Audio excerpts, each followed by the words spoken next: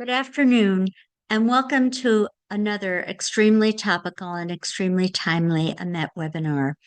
We're profoundly honored to have with us today a very, very dear friend of EMET's, David Wurmser. David is a true intellect and a true scholar. He's a senior Middle East analyst at the Center for Security Policy and has been a member of EMET's Board of Advisors. He served as the Middle East advisor to former U.S. Vice President Dick Cheney and as a special assistant to John Bolton at the State Department. He's also been a research fellow on the Middle East at the American Enterprise Institute. He's served in the U.S. Navy Reserve as an intelligence officer at the rank of lieutenant commander, and he's written a great deal of highly important books and notable papers. Among them, Tyranny's Ally, and he's also prepared a paper for Prime Minister Netanyahu on a new strategy for securing the Middle East, and a document entitled Ending Syria's Occupation of Lebanon, among many, many other things. This past Monday, December 8th, Ahmed al Sharaa, aka Mohammed Jolani, celebrated a year of rule in Syria. The Sunni Muslim leader spoke at a forum in Doha, accusing Israel of, quote, exporting crises to other countries around the globe in order to deflect from its horrifying massacres. His tone was extremely accusatory towards Israel, and he said, quote, we are not interested in being a country that exports conflict, including to Israel, but in return, Israel has met us with extreme violence. He said Syria has suffered massive violations of our airspace, and we've been victim of over 1,000 airstrikes and over 400 incursions. He also reaffirmed his call for the Golan Heights, despite the fact that on March 25th, 2019, the first Trump administration recognized Israeli sovereignty over the Golan Heights. David, how does one respond to this kind of rhetoric? Well, the first thing is to remind him, with all due respect to the great Turkish assistance and his great army of liberation, it was Israel that liberated Syria from Assad. Assad's regime was anchored to the IRGC, the Islamic Revolutionary Guard Corps, the Iranians, essentially, as well as Hezbollah. And by obliterating Hezbollah and the IRGC in Syria, the Syrian regime was left essentially without a foundation of security and collapsed. So first of all, he didn't offer it, but I'd give him you're welcome. If for your very regime is a function of Israeli power. So first of all, I would remind him of that, and I would remind the Turks of that, because what is beginning to happen is that they're weaving a narrative of success that is a validation of their Islamist ideology, of their of their most dangerous terrorist ideology, the Muslim Brotherhood ideology of Erdogan and Qatar, as if this is some millenarian moment where all the forces, the stars have aligned, Allah has finally favored the Muslim world, specifically the Sunni Muslim world. It has returned Sunni Islam to its capital, which was Damascus, for the first time in 1,000 years. We don't generally appreciate the fact that Sunni Arab Islam has not ruled Damascus in 1,000 years. And so there's this genuine sense that the world, that Allah has graced them, and this is their moment. The second thing is they look at Europe, and they're getting immense civilizational confidence, seeing their challenge to European civilization and their inability to really, and Europe's inability to really fight back. I saw a statistic yesterday, would have to be checked out, but it sounds about right, that 400,000 Europeans have been either raped or murdered by these Islamic immigrants. This is not simply a few bad people doing bad things. This is a deliberate attempt to establish dominance over European civilization and culture. And you need go no further than the mosques in Europe, or let alone the Muslim Brotherhood ideology, but the mosques in Al Jazeera and so forth. But the mosques in Europe say that's what they're doing, say that this is what this is all about. This is not us interpreting them. This is not some paranoid, Islamophobic, feverish dream we're having. This is the operational plan that they are crowing about in their mosques in Europe. So we'd be blind and really engaged in civilizational malpractice if we don't rise to the occasion and challenge that back. Now, going back to the Middle East brings you back to Damascus. They're looking at Europe. They feel that they're about to defeat really one of the main cradles of Europe, which is of Western civilization, which is Europe. And then they're looking at the Middle East, and they really believe they are about to extinguish the dhimmis. You know, dhimmis are not, first of all, there are only two types of dhimmis, Christians and Jews. The Druze, others are not dhimmis. The Alawites, they're not dhimmis. They're heretics, and there's no protections, and we see what's happening. We see the regime from day one murdering Alawites and Druze. Now, some people say, well, you know, the Alawites, they were the Ba'athist regime, so it's kind of, they had it coming to them. Well, apart from the fact that that's not the way we should think about things.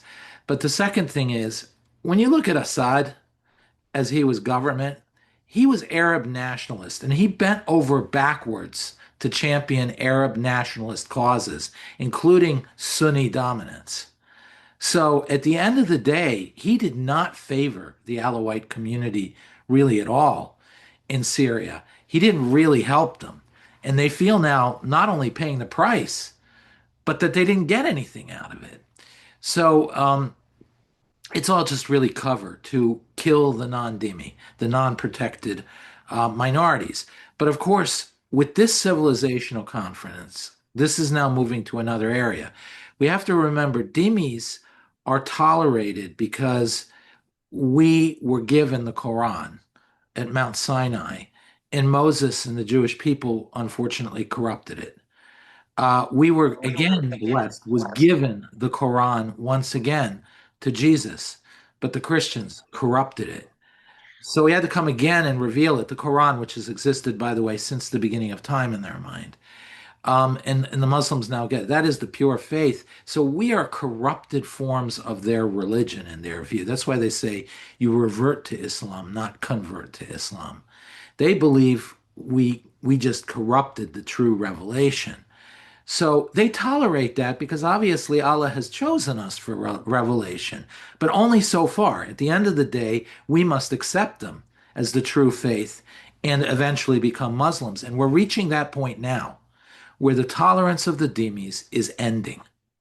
And as a result, they understand if you extinguish Christianity in the Middle East, in Lebanon and in Syria, Iraq, Jordan, Egypt, truly the cradle of Christianity, you gut its soul. Like Jerusalem is to the Jews, the Levant is to the Christians. It is the beginning, the soul, the origin of Christianity. It is not something that can be sustained civilizationally if you surrender its core. And that is what's going on now. You're seeing the movement toward extinguishing the non-dhimmi minorities and extinguishing the dhimmis, in part because they see they're on a roll in Europe. And this is it. This is the millenarian showdown. This is the Great War. And we in the West are acting as if this is, peace. Right. We're just not picking up on how dangerous this is. And Erdogan and Qatar are not moderates. They're the ones who are funding, fueling, supporting, really embodying this ideology, the Muslim Brotherhood ideology that lays behind all this at this point. So, do you find that there's a distinction between the ideology that Erdogan of Turkey has and the Qataris, the Middle Easterns, the way they're interpreting the Muslim Brotherhood, and would there be a potential clash aside from the clash with the Shiites? Well, yes, we do already see a clash. Erdogan and Qatar are true Muslim Brotherhood. Muslim Brotherhood has some tensions with the Salafis. And you can also see it with Saudi Arabia and the UAE. It's more than just moderation versus not moderation that drives them to declare the Muslim Brotherhood illegal, and both have declared the Muslim Brotherhood illegal. It is really a very profound difference that goes back to the origins of Islam that are probably beyond the scope of this podcast or presentation. But nonetheless, there is some tension there, and you're seeing it manifest itself in a strategic competition between Saudi Arabia and UAE on one side, and Qatar and Turkey on the other. And the battleground, of course, is Syria and the Palestinians. And this sort of gets to the key point about phase one and phase two of the quote peace between Israel and the Palestinians. Phase one was something that was in Doha's interest and Turkey's interest. Why? I believe that Israel's attack on Doha was one of the most important acts in the war. And I think it's what so freaked out the Qataris that they realized this war was becoming so dangerous that it could lead to the destruction of Hamas leadership in Doha and in Turkey, which, of course, the Hamas leadership is there not to moderate it. It's their asset, it's their proxy. So they were about to have their proxy ripped to shreds.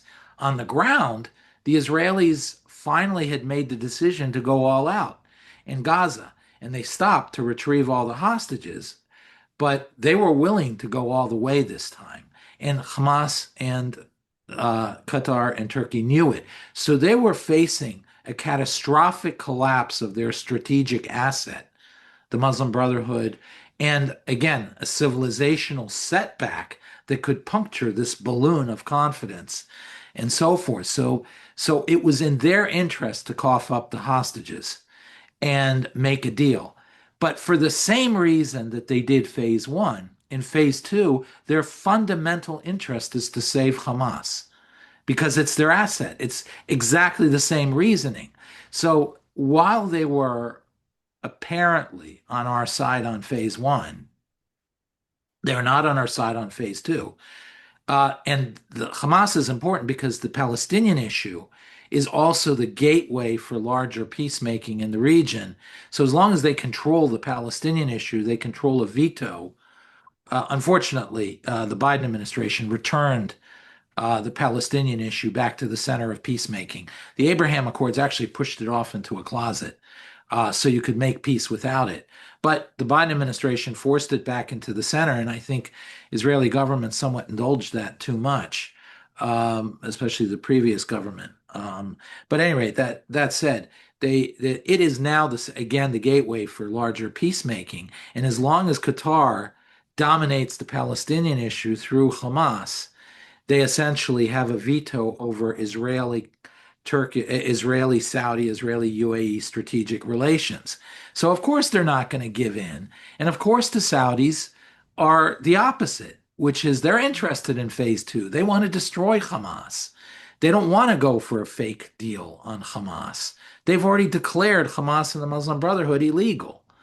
So you see these strategic competitions. But again, it goes back to this larger civilizational thing. The game that Qatar and Turkey are playing is far larger than we in the West understand. Only to some extent do the UAE and the Saudis appreciate it, and they have said so in the past that you will regret that the West will regret its playing around with the Qataris. Right. So there are a lot of obstacles in this grand plan. One Yeah, is Hezbollah regrouping. right. And, Joseph Aoun said, at least rhetorically, that he is going to destroy Hezbollah, but we haven't seen any real actions.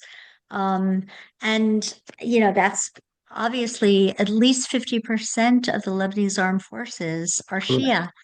So there is, one border of confrontation between the Sunni dominated Syria and the Shia dominated Lebanon. Absolutely, yeah, absolutely. And interestingly, I mean, there's sort of two big meta movements here. The first one is uh, you can read between the lines of what our ambassador to Turkey, or should I say, Turkey's ambassador to Turkey, Tom Barrack says, which is essentially that the Sykes-Picot Agreement is dead, that really Lebanon isn't a real country. Until now, because they were Shiite, because they were pro-Iranian, because they were aligned with the previous government, the government of Syria, in cahoots with the Turks and Qataris, did cut off weapons and flow of money to Hezbollah in Lebanon, which essentially strategically did help Israel. And of course, that led the United States also to say, oh, he's a moderate and so forth. I think we're not appreciating the fact that stopping has stopped. And they are now allowing stuff to go to Lebanon.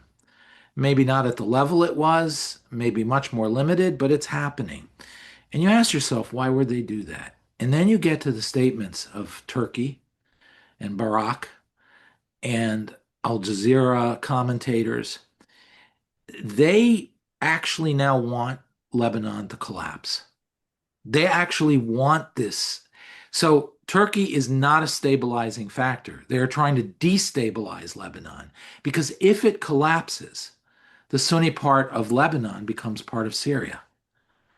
And that's a very important strategic goal. You're on basically, once again, if we go back to the original plan, which is destroying Christianity in its cradle, destruction of Lebanon is a major step forward in that strategy. So at this point, I think they're literally playing the Bob Uecker game. I mean, those of us old enough to remember Bob Uecker, he was a baseball player, but he's most famous for his commercials for Bud Light, where he would tell one guy it's less filling and the other guy it tastes great, and they get them to fight each other. Well, that's what's happening. I mean, basically, Erdogan now and Qatar are the Bob Uecker of politics of the Levant. They're trying to trigger a fight between the Shiites and the Israelis in order to destroy Lebanon and leave a gutted nation in its wake. And then it's primed for the takeover, and you've essentially eliminated Christianity and the other minorities in the Levant. So, and by the way, that's a larger strategy that the Qataris and Turkey do. It's to divide your enemy, not to frontally assault them. So, again and again, we see that. Okay. It's very similar to the words we heard last summer from the Trump administration giving the Islamic Republic of Iran 60 days. Tom Barrack and President Trump have given Hezbollah 60 days to disarm. Do you think that something like Operation Midnight Hammer will erupt over Lebanon with American forces in the air or something? I hope not. Israel does not need the United States to fight this war at all. And I'd be I think it would be a grave mistake if Israel Mhm. employed American power in any shape or form as an ally or so forth, even if strongly offered or even pressured by President Trump. I My problem is that Israel has clear strategic understanding of this. Hezbollah is dangerous, but so is Turkey. So it wouldn't destroy Lebanon in order to destroy Christianity and open the door for Turkey. It would destroy Hezbollah in order to release all these minorities to form an alliance among themselves to resist Turkey. And the moment this turns over to the United States, we're not clear at this point about Turkey and Qatar. So we don't have the strategic crispness that is necessary in this situation. And you invite America in, and America legitimately and understandably has a say over what happens. So I think, I was nervous about it even happening in Iran. I felt that Israel probably had options to do it less elegantly, and it would have been harder and longer. But my sense was they had options, and I would have preferred them to do that. But nonetheless, I can still see the logic that America had big bombs nobody else had. Those big bombs were the best to use against this. The destruction of the nuclear program was the primary objective, so why not? So I get that. But in Lebanon, you don't have those calculations. And I think in Lebanon, you're dealing with very dangerous strategic tango here between Israel and Turkey and Qatar. And again, I think Turkey is a destabilizing force in the region out to create collapse of nations in order to take over those nations. So what Israel would do in Lebanon probably would open the door for what I think is the big story, which is the collection of minorities are beginning to galvanize into an alliance structure which seeks Israeli an umbrella of protection. By the way, that isn't only the Christians and the Druze and maybe the Kurds further away. It's also the Alawites and, very importantly, the Shiites in the end. You see, what happened was there was the Shiite awakening, which was a very indigenous Shiite sort of political development in Lebanon in the 70s. But the PLO, working with the KGB, infiltrated the Shiite awakening to create Hezbollah and control it. They took Amal, which was under Musa al-Sadr, the imam who created it, and was just basically their hands up. The same people who essentially welcomed Israeli soldiers in 1982. Um, they just, I'm sure they had their Meshuggahs about Israel and so forth. They're not our best friends. Certainly, we wouldn't go out drinking with them at night. But at any rate, they were strategically wise enough to know Israel wasn't their problem. The Sunnis were, and their empowerment was. So they created this under Musa al-Sadr, and then the KG, well, Arafat ordered Musa al-Sadr murdered, which opened the door then for what became eventually the takeover of the Shiites and the Shiite awakening by the Iranians, who wanted to be the fathers of the Shiite awakening, even though they were last on scene in 1979. The Shiite awakening began in the early 70s in Lebanon. So they hijacked the Shiite awakening and made it an Iranian project. And as the Iranian project now is facing imminent destruction, so too is the Shiite awakening. And the Shiites know it. They know they have nobody to protect them. So, other than those who are aligned with Hezbollah, Shiites too are beginning to see Israel as their only hope for survival.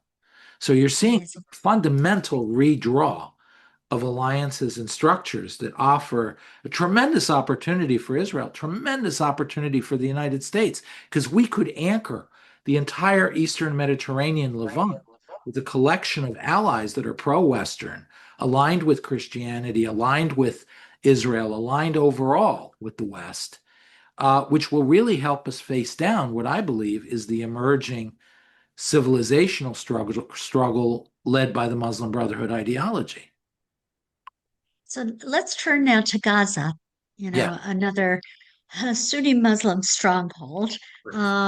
Khalid Mashal recently said he will never, ever give up his weapons, which is stage two of the plan. He said that would be like removing our souls.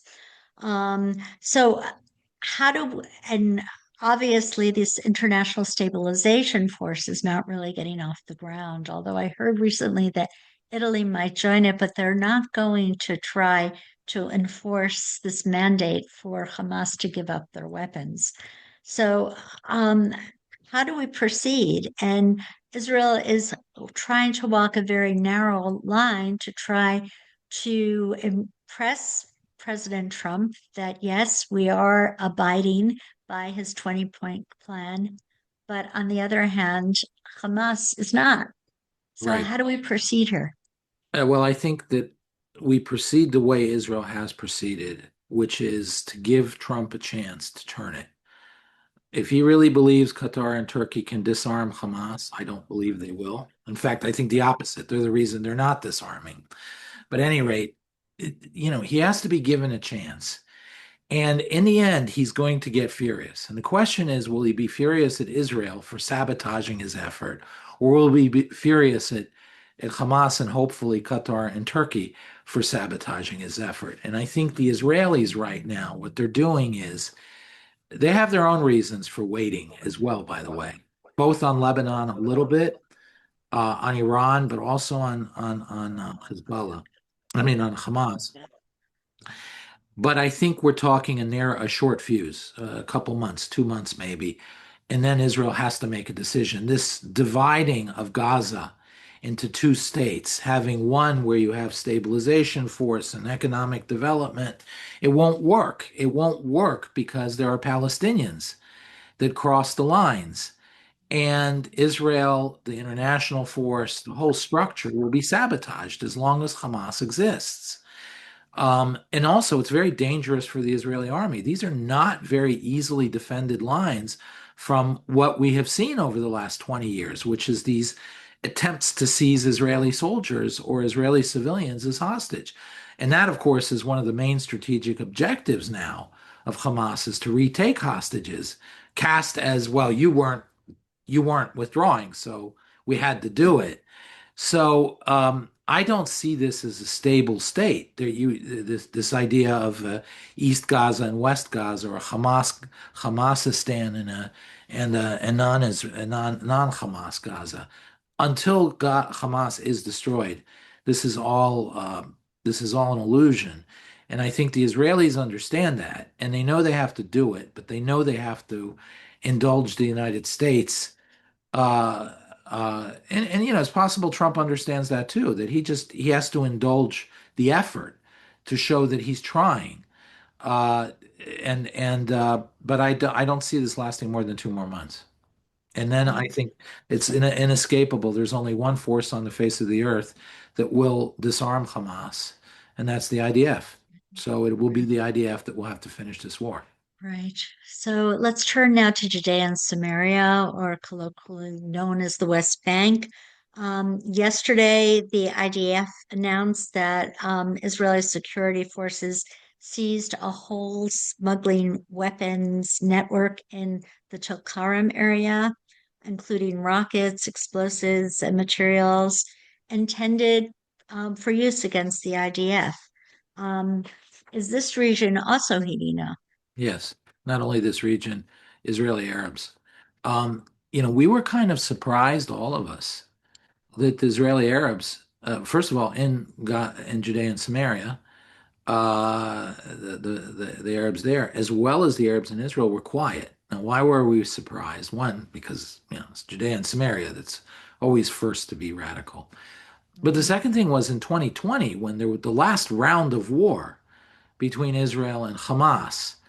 There were pogroms, riots that killed Jews, burned synagogues in Akko, Lod, Ramle, Jaffa, all over the place. The Arabs of Israel shocked the Israelis because they thought they were all loyal. And they revolted against Israel and killed Jews. Now, again, it's not all Arabs. Christian Arabs, if you look lately at the statistics, they are in droves joining the Israeli military. Bedouin Arabs, which are Sunni, are also in droves joining the IDF. So we are seeing a major world of, I mean, I don't think the Christians even consider themselves entirely Arab anymore, but we are seeing non-Jewish communities in Israel beginning internally in Israel to understand that the mothership of Israel is their only path to survival. And the volunteering patterns of Druze, Christians, Bedouin are bearing that out. But you also have Sunni Arab Muslims that belong to the Muslim Brotherhood, crime gangs. Crime gangs are really semi-political. Also, it's a question of eroding power and seizing cities. So at the end of the day, Israel is facing, in my view, not just what's going to happen in Gaza, but I think we're at the precipice of something very dangerous in Judea and Samaria, and unfortunately, even in Israel. So looking now towards the south with Egypt. Egypt's been um, securing or building up its troop build along the Sinai. There are many drones that are going into Gaza and into the West Bank or Judea and Samaria with weapons. Um, we had a relatively quiet peace with Egypt since 1979. And what do you predict is going to happen there? I don't think war is inevitable, but it's possible, and we should really recognize that there is a possibility of it. The idea that what has been will be is a very dangerous assumption in politics and in intelligence. Now, clearly something's changed in Egypt over the last 5 years. They saw Erdogan's Turkey and the Muslim Brotherhood and Hamas as the agent of Erdogan to be their primary enemy. They were probably harsher than anybody in the Middle East against Al Jazeera, against the Qataris, against Turkey, against the Muslim Brotherhood, against Hamas. And then suddenly 5 years ago, you started seeing the smuggling qualitatively change, quantitatively and qualitatively, where we weren't talking about pieces of equipment and stuff like that. We were seeing wholesale breakdown of controls of the border and the massive flow of weaponry that led to Hamas being what it was on October 7th. And one really has to ask why, what changed? And because Egypt at that point was no longer helpful. They actually also strategically deceived Israel. When the Shin Bet asked Egypt, what do you make of this buildup that Hamas, in preparations that Hamas was doing? The Egyptians very clearly said, it's just an exercise. Please don't do anything. And then the Egyptians consistently through have been trying to shackle the Israelis achieving a victory in Gaza, whether it's taking the corridor, the Philadelphia corridor, destroying Hamas, and so forth. So again, they've shown sympathy toward Hamas. So the question is, what's going on? My sense is that the Egyptian government is more dysfunctional than we think. They don't fully control their military anymore. The rank and file under the flag rank is all Muslim Brotherhood. They've essentially lost control of their society. And they're now riding the tiger. And they're trying to Mm, survive the best they can. And they think maybe they can harness it and move it this way, that way, avoid a war with Israel. But the truth is, the Muslim Brotherhood, these organizations know exactly what they're doing. They're doing it on behalf of Erdogan and the Qataris. And I think they're navigating Egypt slowly to a state of conflict with Israel. And then it's only a matter of something awful triggering it. lovely. Okay, now let's turn towards Iran. Mhm. Since the 12-day war last June, Iran has resumed about around the clock manufacturing of missiles, according to the lovely Ali Vaez of the International Crisis Group. They plan on launching about 2,000 missiles a day. Yeah, Um, so Israel also has to keep its eyes towards the Far East, or yeah. relatively Far East. Iran is now building missiles at the same pace as it was before the war, apparently. Slightly cruder technologies to do so. They've gotten a lot of assistance from China in doing this. So this is also a geopolitical issue here with China.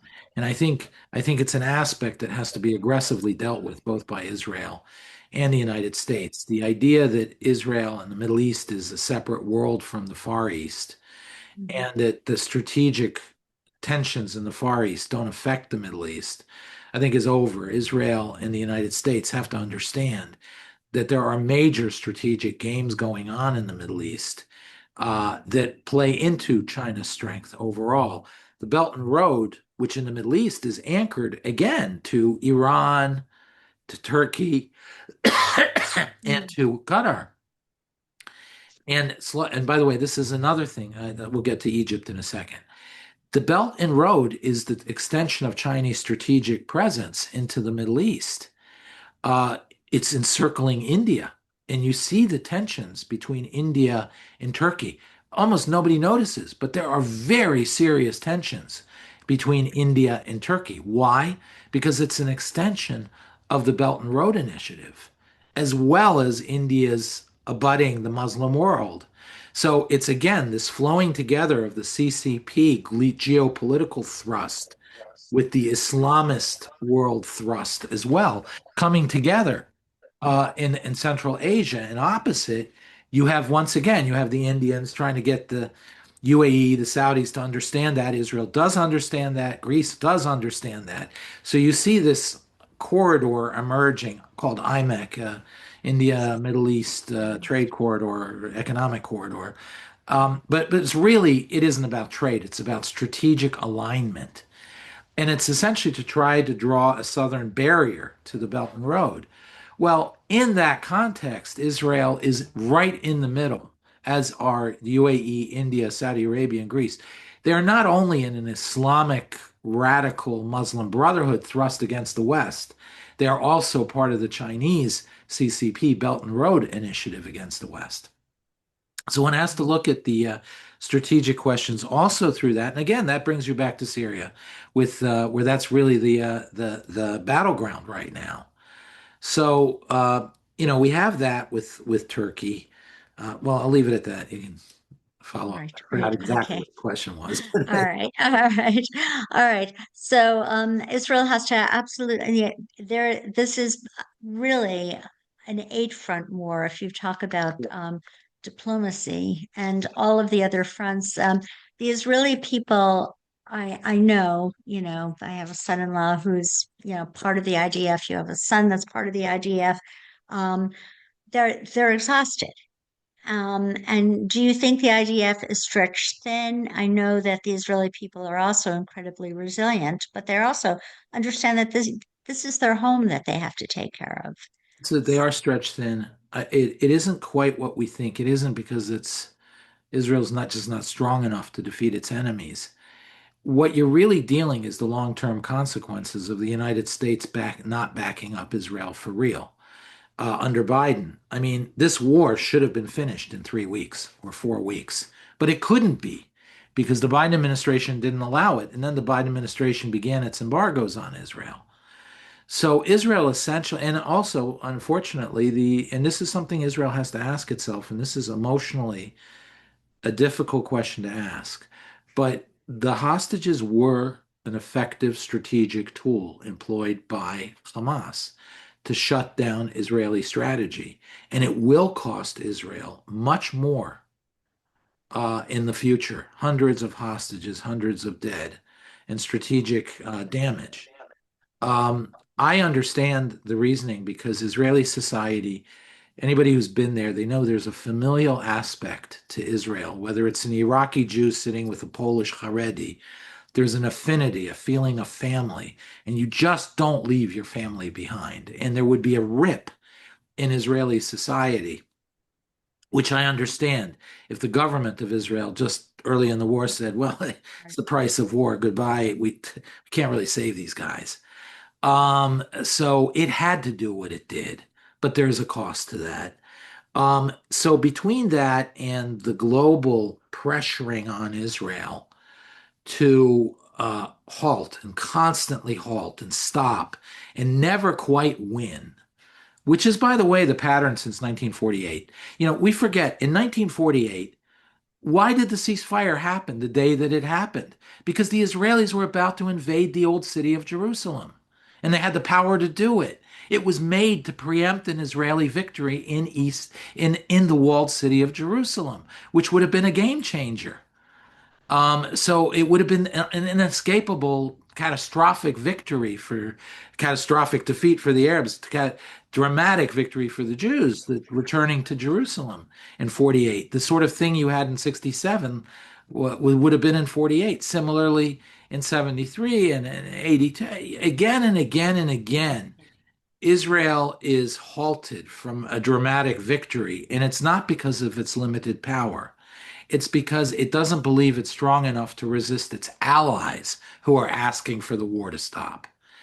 And that's something that I think is causing the exhaustion among soldiers. It isn't the length of the war, it is the frustration that there isn't a decisive move to victory. Almost all the Israeli soldiers I talk to would be willing to give it that last major shot if they know this is it, this is now finishing the war once and for all. And make no mistake, no Israelis think this war is finished in Gaza, in Lebanon, Iran, or the war emerging with Turkey and so forth. Right, So right, I think the societal impact, and it's severe, it's also psychological, trauma, battlefield trauma, a lot of which has to do with the sense of futility in what you were doing. That you keep taking the same territory and giving it back. You keep right. going in and out. You see your friends Mhm. killed because the legal division of the IDF put such restrictions on you that Israeli soldiers were more easily forfeited their lives than an innocent civilian. Despite the propaganda, Israel paid a huge price in soldiers' lives protecting Palestinian civilians in Gaza. Right. And a lot of soldiers are frustrated because those civilians were the ones who took the hostages, raped the kids on October 7th. So that's causing a lot of trauma in the Israeli army. And I think Israel has to think long and hard now about going forward how it changes the way it does war so that this does not happen again. Right. So there was a poll that was just taken by the Israeli Democracy Institute, and it says 71% of Israelis feel another war is imminent with Hezbollah. 69% feel another war is imminent with Iran. 53% believe a war is likely with Hamas, and 47% believe a war is likely with Yemen. We didn't even discuss Yemen and the Houthis and what's going on there. And 59% believe a war is likely in Judea and Samaria.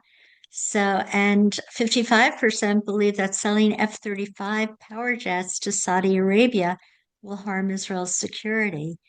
Um, so, first of all, what is your feeling about the F-35 fighter jets? Well, I think that the bigger issue is tech transfer. The Saudis and especially the Turks are not so good about protecting technology from China and others. So if we transfer the F-35, don't be surprised if major elements of that wind up in China. That's one thing. The Saudis per se, I mean, I'm going to buck a little bit the trend here. I'm not as worried because the F-35 is a horribly difficult aircraft to maintain. Basically, you need to know what you're doing immensely after one flight. Otherwise, that plane gets grounded. And the Saudis are incapable of maintaining that aircraft. So they have to come up with an agreement to have the United States maintain the aircraft for them. So if those aircraft are used against Israel, I would imagine the United States would have in there a termination clause if it is used against Israel. And perhaps that's what Israel should negotiate. Turkey is a little different. Turkey does have capabilities. They might be able to maintain the aircraft. And they would get them earlier. By the way, the Saudi aircraft, my understanding is they'd only arrive in 15 years. And you already have the F-47 under production, and the Israelis are really going for next generation. By the time the F-35s will be in Saudi Arabia, Israel will already have, along with the United States, a generation ahead aircraft. And the Israelis will be right at the front line with the United States. Their technology now is such that it is really a joint effort between the United. And by the way, the relationship between Israel and the United States has to change in that way. No longer aid, but more joint programs, because Israel is a value added to being a partner. So that's the real aid. Right. You have Israel and America jointly producing stuff, Israel having independent production, learning things from that, and so forth. So I think the fundamental nature of partnership versus aid has to obtain. But the problem is with Turkey. Turkey apparently So, gets those aircraft earlier. mm, Turkey does have the right. ability to use those aircraft and maintain them. But Mhm. also, then you go to the civilizational. Right now, UAE and the Saudis are standing against Qatar and Turkey. There isn't sort of a civilizational statement made by giving them the F-35. Giving it to Turkey And Erdogan is out there saying the most ridiculous, brutal, expansive imperialist things, Right. from relitigating the end of World War One to saying Israel is a goner, to talking about Greece taking over Greek islands, and so on and so forth. This is a dangerous imperialist lunatic. There's no way to put it. He's a Right. lunatic. Right. And he maintains the second largest army in NATO.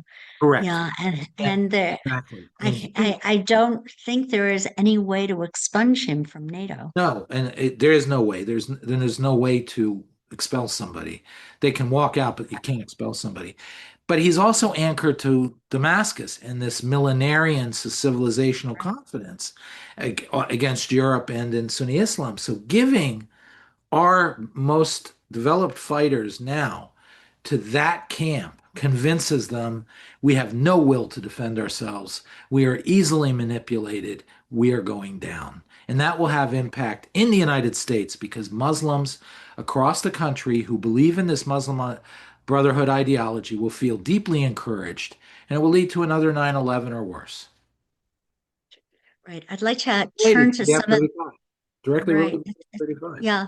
And I do want to say the F-35s are battle tested by Israel. Israel makes improvements all the time and shares them with Lockheed Martin. There's a nice relationship there. Um, and I don't think there's any other country in the world that is as open about sharing their revisions and improvements to And this there's no other weaponry. country in the world that has revisions and improvements in such Right, magnitude as the right, Israelis. We right, gain tremendous amount from it. Our F-35s double their capacity simply by working with Israel. It's right. like we buy two squadrons for every one.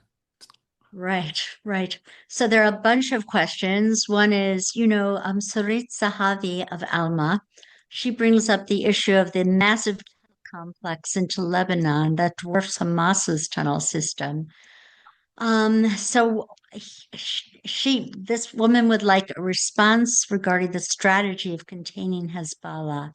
Um, is there a role or a lack of political will of Mr. Aoun to confront Hezbollah? Yeah, well, first of all, I don't think necessarily that Lebanon and its survival is in the interests of the Sunni Lebanese or the Turks or the Syrians. So, by triggering a fight between Israel and Hezbollah and having vast destruction, it's a destabilizing act that they think that they can gain from. Uh, so, I don't think that they're really that eager to disband it. Now, one may be, but again, what we're seeing is power that between the lack of will of the Sunni leadership in Lebanon. Walid Jumblat is Druze, and he's a little bit lost. The Druze themselves don't. I mean, you go underneath him, they get it. Believe me, he's a dinosaur, but he's a dinosaur whose mouth still works, so it's a little bit of a problem. Um, and the Maronites and other Christians are getting it, uh, and even some of the Shiites. But at the end of the day, there is no containing. Just like there's no containing Hamas. There is no containing Hezbollah. They will rebuild. They will become a force. They will use their power first and foremost to reassert their dominance over their own Shiites, then over Lebanon's Christians, and then over all of Lebanon. And, a wounded cobra is still a cobra. It can kill you easily. Don't turn your back on a wounded cobra. So I think there's really no alternative here but Israel, like with Hamas. I think there's no force that is going to disband Hezbollah other than the IDF. And I think that's something that's still ahead of us, unfortunately. But again, hopefully with the strategic understanding that these things have to be done decisively, hard, and fast, not dragged out. Right. Okay. Um, Someone else wrote in that your insights and analysis are very useful, but he would like you to just discuss what actions you would recommend. One action I can recommend is the Eastern Mediterranean Gateway Act, which is actually a piece of legislation that was put forward by Brad Schneider.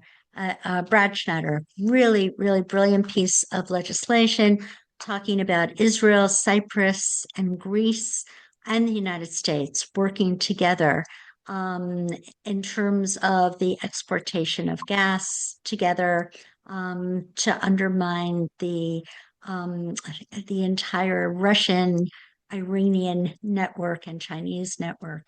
Yeah. The previous government in Israel, I think, did a fundamental mistake by not using the gas to create a gas pipeline to Cyprus and to Europe when they Mhm. had a chance, because then came the Ukraine war. And I can't tell you how many pings I got from European gas structures desperate for Israeli gas, only to find out that Israel had a moratorium on developing an export structure to Europe.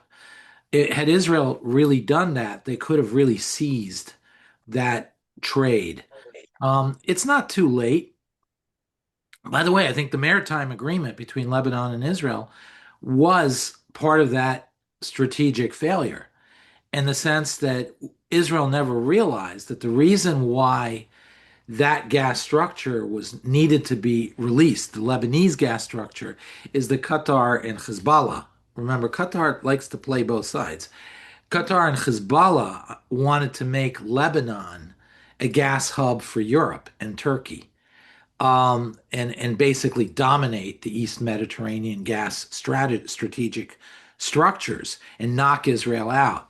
And by signing that agreement, Israel essentially conceded that strategic concept to the Qataris, and that was Bennett, and that was more than anybody. It was the energy minister, Nikarin al-Harar, from Yesh Atid, Lapid's party. So this was one you can't blame on Bibi. And believe me, you can blame stuff on Bibi, but this is one you really can't. He did get the gas stuff. Well, you have this gas structure. You can still do it. It's going to be a little slower, etc., but you still need to do it. The other thing is, gas in Europe comes from various points in the coast in the far west, Algeria, Tunisia, Morocco. But you got to pull the curtain back beyond the coast. And what you see is all the gas pipelines actually converge in one point. So there may be four gas pipelines coming off the coast of the Mediterranean littoral, but they're coming from one point in Algeria, which is a really dangerous thing. And that's, by the way, also where the Trans-Saharan pipeline from Nigeria comes in. So and a lot of Europe's import comes from Russia, but also a lot comes from that. So if Israel plays its cards right, the gas structure isn't enough to fuel Europe for 20 years, but it's an insurance policy. Israel can provide Europe what it needs while it gets over a hump of a year or two to retool.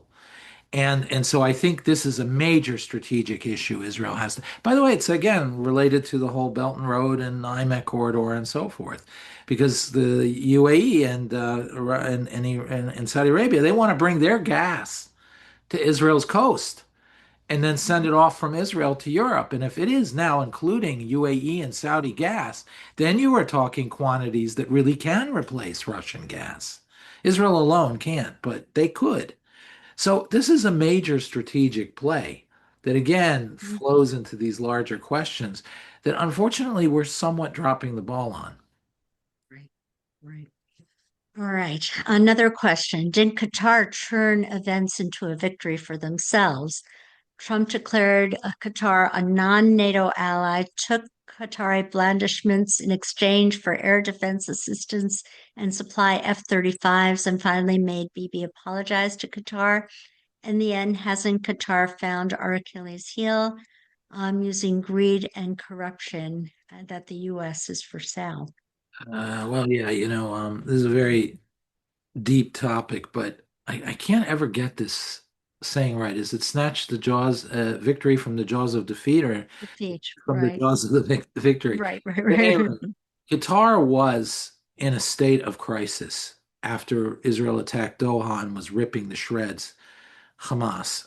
It was about to be a major defeat. And they leveraged that into portraying themselves as some moderates who delivered. And then they cashed in on that. And I think what it reflects is something a little bit frightening, which is, President Trump came in to clean Washington up, and he has been trying. But there are so many powerful structures in Washington, the intelligence community and so forth, which are really tainted, in some cases, even corrupt, and like the intelligence community to some extent. And I'm fearing here that there are enough journalists or quasi-journalists, enough influencers, podcasters, Washington elites, the cocktail crowd that we all grew up with, you and me, Sarah. There's so many of them that really do redefine their concept of American interest that mysteriously then becomes their personal interest. So that is a form of corruption, true. And I think President Trump has a Herculean task to stand up to that and to undo it. And unfortunately, I'm seeing too many people on the conservative side are sabotaging this and standing up on behalf of Qatar or Turkey, or in general, whoever is out there to undermine the American position in the Middle East. So this is really an indictment, in my view, of American political elites, that they are not able to see this threat for what it is and protect our country for what it is. At the end of the day, the biggest threat to this country is our youth's inability to understand what this country stands for and its values and how we organize ourselves in the world around those values. Common understandings that have informed us for 300, 400 years, not 200 years. And that is who Qatar and Turkey are destroying. They're funding money to destroy our youth, to divert them into communism, into Islamism, etc. You look no further than the campus protests, who funds them, etc., who's behind them, CARE, etc. And you see the role Qatar is playing, the teachers who are being tenured in the universities, the endowments of the universities. You see a tremendous strategic effort to destroy our youth's understanding of America as it is, as it was. And that's a strategic attack on the civilization of the United States. That's exactly right. Our youth have been so coddled and so pampered. Many of them have no idea what war is. War is not pretty, but Israel is facing an existential war of survival, and it is part of Western civilization. And without Israel, unfortunately, I don't think that the United States could survive in the Middle East. Um, and we Oh, see, we'd be yeah, expelled. We'd be expelled. right, we'd be And expelled, then we'd right, have to fight our own endless war globally and retreat. right, right. There are so many other questions. Maybe some of them I will email to you, Sure. and then you could. There, you've been an amazing speaker. Please try to donate if you can towards the Center for Security Policy.org and also emetonline.org. We can both use your funds. It's very, very important that in a world which is replete with inaccurate information and facts, that there be analysts and policymakers such as David Wurmser and such as what we try to do every day on Capitol Hill in EMET. And please support us both. We do depend on you for our survival. And David, you are one in a million. Thank you so much, really. It's so great speaking for Ahmed. So.